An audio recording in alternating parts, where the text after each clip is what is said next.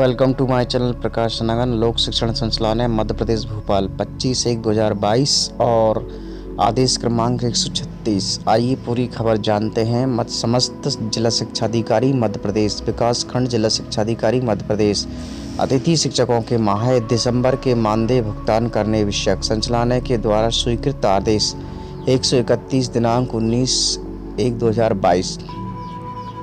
अतिथि शिक्षकों के मानदेय देयक संकुल GFMS पोर्टल जनरेट करने के उपरांत विकास खंड जिला शिक्षाधिकारी को भुगतान करने प्रस्तुत करने बाबत की गई हैं कि विकास खंड के जिला शिक्षाधिकारी और देयक भुगतान से कोषालय में प्रस्तुत करते हैं। विकास खंड शिक्षाधिकारी के कार्यालय में इस प्रकार मॉनिटरिंग की व्यवस्था नहीं है। उनके कालखंड के अंतर्गत कितने संकुलों ने प्राचार्यों ने अतिथि शिक्षकों के बिल भुगतान प्रस्तुत किए हैं। विकास खंड अधिकारी की सुविधा के लिए साथ ही प्रपत्र किया जा रहा है कि जिसमें कॉलम 1 से लेकर 6 तक की भरी हुई जानकारी प्रिंट आउट रजिस्टर में संपादित करेंगे और प्रति माह की गए भुगतान की जानकारी कॉलम नंबर 7 में से लेकर 16 में अपडेट करेंगे। इस प्रकार डॉक्यूमेंट विकास खंड शिक्षाधिकारी यह ज्ञात रहेगा कि किन किन संकुलों के अंतर्गत विद्यालय में कार्यरत अतिथि शिक्षकों के मानदेय भुगतान की स्थिति ज्ञात हो सकेगी। समस्त विकास खंड शिक्षाधिकारियों के द्वारा सुनिश्चित किया जाए कि अतिथि शिक्षकों की उपस्थिति कालखंड के अनुसार प्रति माह मानदेय प्राप्त होनी चाहिए और संदर्भित आदेश जारी राशि अतिथि शिक्षकों के माह दिसंबर तक का भुगतान किया जाना चाहिए। समस्त जिला शिक्षाधिकारी विकास खंड निरीक्षण के दौरान अतिथि शिक्षकों का मानदेय भुगतान पंजी अवलोकन करेंगे, जिससे कि उक्त निर्देशों सुनिश्चित किया जाएगा। DS कुशवाहा, अपर संचालक लोक शिक्षण संचालनालय मध्य प्रदेश भोपाल 25/1/2022। अतिरिक्त लोक शिक्षण संचालनालय मध्य प्रदेश भोपाल के द्वारा आदेश जारी किया गया है कि मध्य प्रदेश के अतिथि शिक्षकों की सैलरी प्रत्येक माह दी जानी चाहिए और यदि नहीं दी गई, यदि अतिथि शिक्षक कोई भी शिकायत 181 पे करता है तो इसका जिम्मेदार सिर्फ और सिर्फ संकुल प्राचार्य और वहाँ के बाबू लोग होंगे। इनके प्रति सख्त कार्रवाई की जाएगी और यह पूरी उन्होंने कंप्यूटराइज दस्तावेज भेजा है। इस तरह से अतिथि शिक्षकों की सैलरी पूरी होना चाहिए। अतिथि शिक्षकों के नियमितीकरण को लेकर मुख्यमंत्री को ज्ञापन पत्र में लिखे गए कई पोस्टर कार्ड, किंतु आज तक अतिथि शिक्षकों के नियमितीकरण की मांग पूरी नहीं हुई। बैतूल जिले की अतिथि शिक्षक नियमितीकरण की मांग को लेकर यह ज्ञापन लिखे गए हैं और पोस्ट कार्ड भी लिखे गए हैं, जिनकी छायाप्रति हम आपके लिए दिखा रहे हैं। किंतु मुख्यमंत्री जी को पत्र लिखते रहे हमारे अतिथि शिक्षक, आज तक उनको नियमितीकरण नहीं किया गया। आज़ाद स्कूल अतिथि शिक्षक संघ की महिला कार्यकारिणी सदस्य आयुषी तिवारी और प्रीति महेश्वरी के नेतृत्व में जिले के संपूर्ण प्रदेश के अतिथि शिक्षक और शिक्षिकाओं के द्वारा अपने नियमितीकरण की मांग को लेकर शिवराज सिंह चौहान के लिए पोस्ट कार्ड लिखे गए हैं, जिनके द्वारा आपको बता देते हैं कि CM तक पहुंचाई जा रही पत्र में महिलाओं ने अपनी पीड़ा व्यक्त करते हुए बताया है कि वे 14 वर्षों से कार्य कर रही हैं, किंतु आपको बता देते हैं आज तक ना तो उनका कोई नियमितीकरण किया गया है और ना ही सम्मानजनक वेतन दिया जा रहा है। इस तरह से अतिथि शिक्षकों की विभागीय परीक्षा को लेकर उन्हें नियमित किया जाए और वहीं अतिथि शिक्षकों ने कहा है कि जल्द से जल्द नियमितीकरण किया जाए। कई मंत्रियों ने उनको आश्वासित किया है, किंतु आज तक नियमितीकरण नहीं हुआ। कम से कम 8 से 10 अतिथि शिक्षक हैं और हमारी वही फिर से मांग है कि हमारी विभागीय परीक्षा ली जाए और आप कैसे भी करके हमें अंदर करें। हमारा निवेदन है आपसे कि मेरे इसमें तो नहीं है, लेकिन मैं कोशिश करूँगा तुम्हारे को अकेले तुम्हारा विषय नहीं, पूरे मध्य प्रदेश और इसमें ये करना है कि तुमको कुछ अनुभव के लाभ 10 साल पढ़ाया है जी उससे अलग से नंबर दें, लेकिन परीक्षा तो तुमको पास करना पड़ेगी और एक्स्ट्रा नंबर होकर तुमको मंत्री से मेरी बात हुई है, मंत्री की भी इच्छा है उसको गिराना मत। नहीं मेरे हाथ में नहीं, वो मंत्री से बात हुई, मंत्री की भी इच्छा है कि हम जितने भी हमारे अतिथि शिक्षक हैं इनको हम एडजस्ट कर लें, तो उसके लिए कुछ विशेष छूट देके हर साल के 5-5 नंबर या कैसे करके और फिर परीक्षा में तुम्हारे उसमें आके तो मेरिट में आई जाऊंगी, अधिकांश लोगों को उसमें कर लेंगे। विभागीय परीक्षा थोड़ा सा विभागीय परीक्षा तो होगी, क्योंकि भाई साहब मेरी बात सुनो भाई, विभागीय परीक्षा होगी, विभाग वाला डायरेक्ट लेगा और तुमको 5-5 नंबर मिलते जाएंगे तो ऐसे आगे निकल जाओगे। बिल्कुल बिल्कुल। आज क्या 12-12 साल हो गए, 14-14 साल हो किसी को गए। निकालना नहीं चाह रहे ना, अभी तो रखे ना। जी जी करेंगे। हाँ, सैलरी भी नहीं बढ़ रही भाई साहब। बोलो भारत माता की जय।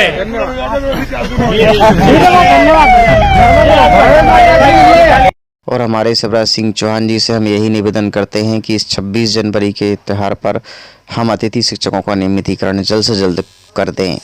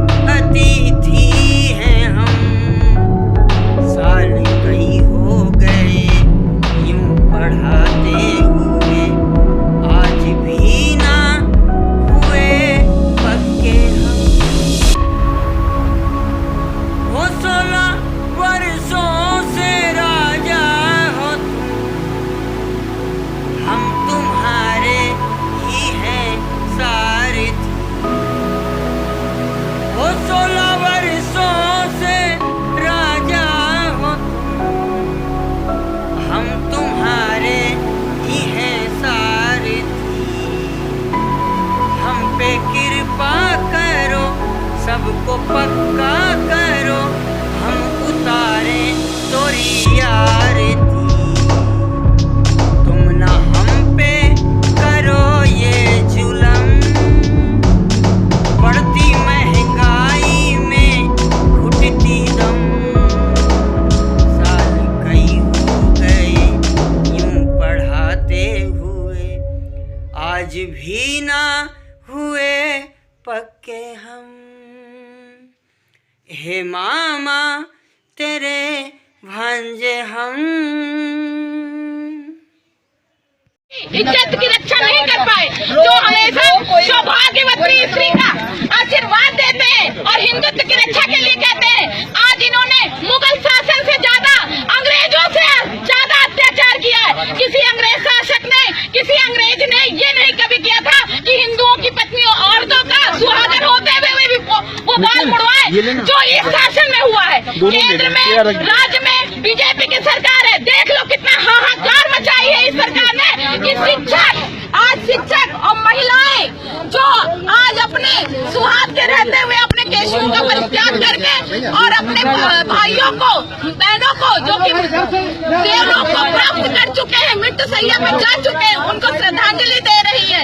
ये मैं ललकार के कहती हूँ, अगर आप में अभी भी क्षत्रिय का खून है, माननीय योगी आदित्यनाथ जी, अगर आप अपने आप को महंत कहते हैं, या तो आप अपने नाम के आगे से योगी लगाना बंद कर दीजिए, क्योंकि आपने आपके अपने राज्य में आपने किसी भी क्षत्रिय की रक्षा नहीं की, ना आपने हिंदुत्व की रक्षा की है। मैं आपको बोलती हूँ, आपके सामने अगर गट्स है, मेरे में गट्स है, इसीलिए मैं मीडिया के सामने बैठ के अपने केशों का परित्याग कर रही हूँ। मैं शिक्षक हूँ, मैं बनाना भी जानती हूँ भविष्य को, तो बिगाड़ना भी जानती हूँ। और उसका चैलेंज मैंने किया है, एक्सेप्ट किया है कि आज अगर मैं अपने केशों का, जो कि महिलाओं के लिए सबसे प्यारा होता है, और यहाँ से घर जाने के बाद हमें हजारों सवालों का जवाब देना पड़ेगा। हमें हजारों समाज को इसी बनाए हुए ढकोसलों को हजारों जवाब देना पड़ेगा कि अपने केशों का परित्याग क्यों करके आए। एक शब्द रहेगा, योगी आदित्यनाथ जी से पूछिए, मोदी से पूछिए, फेकू बाबा से पूछिए उनसे जो हिंदुत्व की रक्षा करते हैं, लेकिन आपकी इस बहन की, बेटी की, बहू की रक्षा नहीं कर पाए। उन्होंने हमको जीते जी मार डाला। और बहनों, रोने की जरूरत नहीं है। जहाँ स्वाभिमान मरा था 1 साल पहले 25 जुलाई को, आज अगर हमारे केशों का परित्याग होता है तो इस एक एक केशुओं की कसम हम इनको नस्ते नाबूद कर देंगे। मीडिया से हम सामने कहते हैं कि बीजेपी की सरकार वो छल से आए, दम से आए, कैसे भी आए, लेकिन इनके किसी भी नियम को हम फॉलो नहीं करेंगे, चाहे वो मूल विद्यालय जाने वाले नियम हो, चाहे कोई भी नियम हो। जब ये हमारी इच्छा नहीं पूरी कर सके, हमारी मांगों को, जायज मांगों को नहीं पूरा कर सके, तो हम भी इनके किसी भी ये, और इससे ज्यादा क्या करेगी, इससे ज्यादा अपमान क्या करेगी, मौत दे देगी। हम मौत में लड़ने मरने के लिए तैयार हैं, क्योंकि इससे ज्यादा कोई नहीं मरेगा। और अगर अपने यहाँ अभी भी हमारा स्वाभिमान जिंदा है, तो वो हमारा आत्मविश्वास है, वो हमारा आत्मविश्वास है कि हम जिंदा हैं। अब हम इस सरकार को मार के देखेंगे कि ये सरकार कैसे बनती है। एक चाणक्य ने अपने बाल मुड़वाए थे नंदवंश के कारण। नंदवंश ने अपमान किया था, धनानंद ने उनका अपमान किया था, और वो शिक्षक थे, और उन्होंने अपने पूरे केशों का परित्याग करके बस एक चुटकी छोड़ दी थी। हम ये महिला शिक्षा मित्र यही कहते हैं, हमने 17 साल तक स्कूलों में शिक्षा दी है, हम भी शिक्षक हैं, और हम एक महिला शिक्षक हैं। हम भी कहते हैं कि जब एक चाणक्य ने समूल नाश कर दिया नंदवंश का, तो यहाँ पर जितनी महिला शिक्षा मित्र हैं, 1,72,000 जो शिक्षा मित्र भाई बहन है, वो इसको कहाँ तक ले जाएगी। और ये योगी सरकार सुन ले, मोदी सरकार सुन ले कि भाजपा का इतिहास रहा है, एक बार आने के बाद 30 साल तक लुप्त हुई है, और इस बार अगर गए तो दोबारा नहीं आएगी। ये चैलेंज है हमारा, हम सभी शिक्षा मित्रों का। अगर 1,35,000 हम यहाँ हैं, तो हम इनके 10 लाख लोगों को खत्म करने के पूरी जिम्मेदारी लेते हैं। जय शिक्षा मित्र संघ।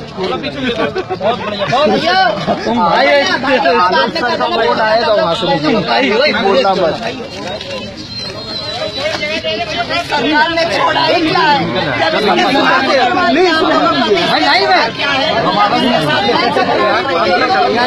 कोई भी मरम्मत नहीं है। इसको भी हम लोग पलट के ही दिखाएंगे, हम ही लोग दिखाएंगे। जिस चीज को हमने, जो शिक्षा हमने जिंदा किया था, उसको बुझा के भी दिखाएंगे। जो दिया हमने जलाई से उस विद्या प्राथमिक विद्यालय में, उसको ये बुझा के दिखाएंगे।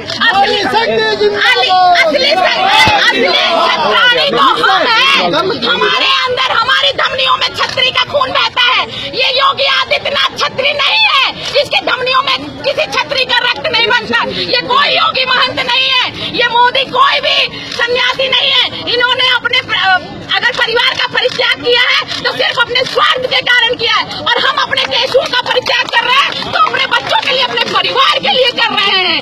और सही पूछो तो हम छत्राणी हैं, जिन्होंने जो कहा, अगर हमने अल्टीमेटम दिया 1 हफ्ते पहले कि महिलाएं अपना केस त्यागेंगी, तो हम करके दिखाने की क्षमता करते हैं, क्योंकि हमने शुरू से पढ़ा है, रघुकुल रीत सदा चली आई और प्राण जाए पर वचन न जाए। एक छत्राणी आपको ललकारती है योगी आदित्यनाथ जी। आपने दीदी को आश्वासन दिया था कि शिक्षा मित्रों के हित में कार्य करेंगे। आपने अपने संकल्प पत्र में कहा था कि हम शिक्षा मित्रों का 3 महीने में हल निकालेंगे, लेकिन आज तक आपने हमारा कोई हल नहीं निकाला, और आप हमेशा अपनी राजनीति का शिकार हमको बनाते रहे। आपने जब देखा कि महिलाएं केस त्यागने की बात कर रही हैं, तो बहुत जल्दी आपने मूल विद्यालय का नियम लागू कर दिया। वो बोलो बीएड को सुप्रीम कोर्ट ने मना किया, फिर भी एनसीईआरटी फिर लाया जा रहा है। आपने मूल विद्यालय भेजने की जो चाणक्य नीति खेली है, हमसे बड़ा चाणक्य आप नहीं है। चाणक्य भी शिक्षक था, मुझसे ज्यादा आपको नहीं पता चाणक्य के अंदर क्या गुण थे।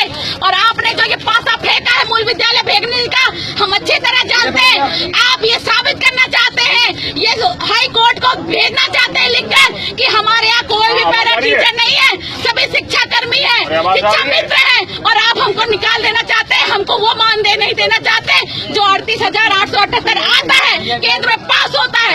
आप अपने बात पे नहीं टिके हैं। आपको मैं किसी भी प्रकार का योगी नहीं मानती, हम ही नहीं 1,72,000 शिक्षा मित्र नहीं मानते। और आपने जब बीएड को आप कहते हैं मैं कोर्ट के अधीन हूँ, आप क्या कोर्ट के अधीन होंगे? आपने कौन से कोर्ट के नियम माने हैं? आपने और सबसे ज्यादा परेशान कौन होता है? गरीब। धंधा किसका चुकता है? अगर इस मोहल्ले में जहाँ दंगे हो जाए, सब्जी मंडी बंद हो जाएगी कुछ दिनों तो किसका चूल्हा बंद होगा? किसका नुकसान होगा? गरीब का। लेकिन लड़वाने वाले कौन है? बड़े बड़े अखबार के मालिक हैं, आपके बड़े बड़े नेता हैं, सरकार है। वो तो अपनी बड़ी गाड़ियों में जा रहे हैं, उन्हें फर्क ही नहीं पड़ रहा है। और उनके बच्चे विदेश पढ़ रहे हैं, आपके बच्चे कहाँ पढ़ रहे हैं? वो प्राइमरी स्कूल में मास्टर आते हैं, सरकारी स्कूल है प्राइमरी, उसमें मास्टर आ रहे हैं, मास्टर भी नहीं दस्तखत करके चले जाते हैं, पढ़ा रहे हैं बच्चों को। अब मुझे बताओ, सरकार का काम ये है कि गरीब गुरबा को बेहतर बनाना, बेहतर जीवन देना, अच्छी शिक्षा देना। लेकिन आज के दौर में जो सरकारी स्कूल है उसमें आपके बच्चे पढ़ पाएंगे? आपका बच्चा वो विधायक का बच्चे के साथ में आगे बढ़ पाएगा? विधायक का बेटा कहाँ जा रहा होगा? कॉन्वेंट में। कलेक्टर का बेटा कहाँ जा रहा होगा? ठीक है, आपका बेटा कहाँ जा रहा है? सरकारी स्कूल में। तो अगर सरकार जो है, सरकार को हम चुनते हैं ना, सरकार मालिक थोड़ी है, तो उसकी जिम्मेदारी बनती है कि गरीब का बेटा भी कलेक्टर के बेटे के बराबर पढ़ाई कर पाए। सही बोल रहा हूँ? सरकारों का यही काम है ना कि आपका बेटा कलेक्टर के बेटे के स्कूल में जाए या कलेक्टर का बेटा सरकारी स्कूल में पढ़े। अगर पढ़ेगा तो सरकारी स्कूल अच्छा होगा, और आपका बेटा पढ़ेगा तो फिर आप जिस गरीबी में हो वो गरीबी से बाहर निकल जाओगे। लेकिन आज का सिस्टम क्या है? जो गरीब है उसका बेटा भी गरीब है। अभी सरकार जो है वो गरीब के लिए काम ही नहीं कर रही है। सरकार सिर्फ 3, 4, 5 उद्योगपतियों के लिए काम कर रही है, और हमारी जेब हर रोज सरकार काट रही है। और जनता चुप क्यों है? जनता इसलिए चुप है क्योंकि हम आपस में हिंदू मुसलमान में बहस बोल जिए। हम भी अपने चौराहों पे, घर के अंदर, चाय के ठेलों पे क्या बात कर रहे हैं? हिंदू मुसलमान ही कर रहे हैं ना। मंदिर मस्जिद कर रहे हैं क्या? मंदिर मस्जिद से अगर पेट भर जाए तो हम 10 बार आपके साथ ये बात करेंगे। तो हमारी ये यात्रा का उद्देश्य ये है, हम जनता से कह रहे हैं कि सरकार जानबूझ के आपको बांट रही है। सरकार जानबूझ के आपको हिंदू मुसलमान बांट रही है ताकि वो आपको गरीब के गरीब रखना चाहती है, और आपके हिस्से का जो पैसा है, हाँ, आपको जानबूझ के गरीब रखना चाहती है, और आपके हिस्से का जो पैसा है वो अपनी जेब भर रही है और अपने दोस्तों का जेब भर रही है, और गरीब गरीब का गरीब रहेगा। अगर आप पढ़ गए और आपके बच्चे आगे बढ़ गए तो वो फिर सरकार को ये कहेंगे ना कि तुम्हारा काम स्कूल अच्छा करना है, तुम्हारा काम अस्पताल अच्छा करना है, हिंदू मुसलमान बांटना नहीं है, तुम्हारा काम मंदिर मस्जिद करना नहीं है। तो सरकार चाहती है कि आप प्रश्न ना करो, आप वहीं गरीब के गरीब बने रहो, ताकि उनके खेतों में कौन काम करेगा, उनके घर में मजदूरी कौन करेगा, उनके लिए सब्जी कौन लाएगा, उनके बच्चों की सेवा कौन करेगा। यही करते आ रहे हो ना। वो नहीं चाहते कि जो गरीब गुरबा है वो आगे बढ़ पाए। तो हमारी इस पदयात्रा का उद्देश्य ये है कि अगर आप चाहते हो कि आपके जो बच्चे जो हैं वो भविष्य में अच्छा जीवन जी पाए, आप जो गरीबी हर रोज महसूस करते हो, ये बच्चे वो गरीबी ना ले पाए, तो जरूरी है कि हम आपस में हिंदू मुसलमान में बंटना बंद करना होगा। आपको एक दूसरे से मिलकर रहना होगा, ताकि जब सरकार आपको कहे कि भैया हिंदू मुसलमान में बंटना है, तो आप कहोगे तुम्हारा काम बांटना नहीं है, तुम्हारा काम हमारा स्कूल अच्छा करना है, सड़क अच्छा करना है, हमारे बच्चों को रोजगार देना है, बेहतर मजदूरी देना है, और जो सबसे ज्यादा कठिन काम कर रहे हैं उनको ज्यादा पैसा मिलना चाहिए। सही है गलत है? जो गड्ढा खोद रहा है और जो एक दफ्तर में काम कर रहा है, कलेक्टर दफ्तर में बैठ के काम करते हैं और एक आदमी गड्ढा खोदता है, किसको ज्यादा पैसा मिलना चाहिए? सबसे ज्यादा मेहनत का काम क्या है? गड्ढे खोदने वाला। जो नालियों का काम कर रहे हैं वो सबसे कठिन काम है, कलेक्टर से ज्यादा पैसा उसको मिलना चाहिए। लेकिन ये तब होगा जब आप हिंदू मुसलमान में बंटना बंद कर दो, और आप ये कहोगे सरकार से कि आप सिर्फ और सिर्फ हमारे लिए अगर आप वोट मांगने आए हो तो हमारे भले के लिए जो चीजें हैं, शिक्षा, स्वास्थ्य, रोजगार, मजदूरी, किसानी, बिजली, पानी, इसको दुरुस्त करो। बस हमारा इस यात्रा का उद्देश्य यही है कि ये बातचीत हम करना चाहते हैं, गाड़ी में बैठ के बातचीत नहीं हो पाती, इसलिए पैदल चल सकते हैं। तो हम 500 किलोमीटर चल गए, 600 और चलना है। सही काम कर रहा है, गलत कर रहा है? सही कर रहा है। सही कर रहा है तो 2 कदम हमारे साथ चलो रोड तक, ठीक है? आओगे? चलिए आइए, चलिए चलिए चलिए आइए आइए। Thanks for watching. Like and comments and subscribe.